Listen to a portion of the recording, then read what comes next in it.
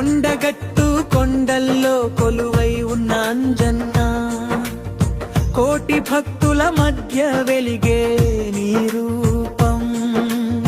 జై బజరంగ్ బలి, జై జై హనుమంత, భక్తుల కోరిక తీర్చేవాడా కొండగట్టు వీరుడా.